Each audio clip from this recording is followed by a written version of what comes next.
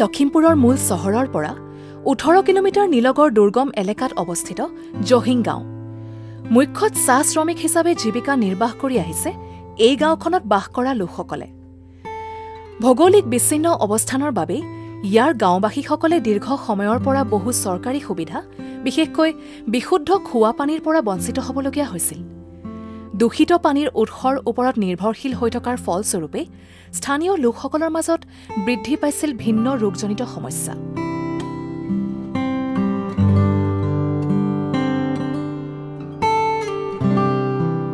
নমস্কাৰ, মই এগৰাকী সমাজসেৱিকা।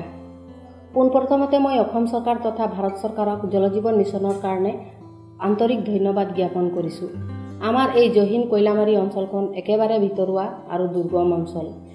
এই অঞ্চলত প্ৰথমতে পানীৰ কাৰণে বহুত সমস্যাৰ সৃষ্টি হৈছিল।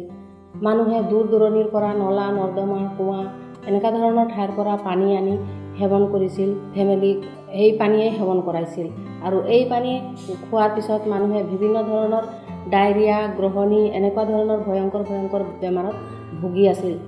আৰু সেই কথা আমি সকলোৱে চালোঁ আৰু সকলোৱে আমি ৰাইজৰ লগত মিলি এই বেমাৰবিলাক যাতে আমাৰ ইয়াৰ পৰা একেবাৰে দূৰ কৰিব পাৰোঁ, পানীৰ পৰা যিবিলাক উৎপন্ন হয় সেই বেমাৰবিলাক নাইকিয়া কৰিব পাৰোঁ, তাৰ কাৰণে আমি সকলোৱে সভা সমিতি কৰি আলোচনা কৰি ৰাইজক সজাগ কৰিলোঁ যে আমি কেনেকুৱা ধৰণৰ পানী খাব লাগে।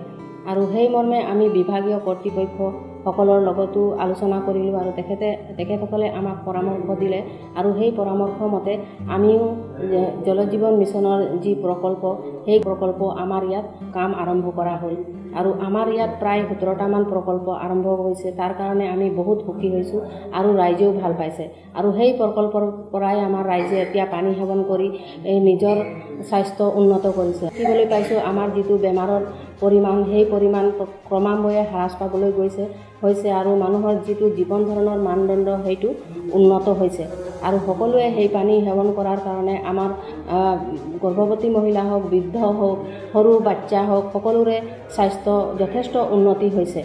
আৰু সেইকাৰণে আমি এই চৰকাৰখনক আমি আন্তৰিকতাৰে ধন্যবাদ জনাইছোঁ, কাৰণ সেই চৰকাৰখনে যিটো সমস্যা দীৰ্ঘদিনীয়া সমস্যা আছিলে সেই সমস্যা আমাৰ এই অঞ্চলৰ পৰা সম্পূৰ্ণভাৱে নাইকিয়া কৰিলে।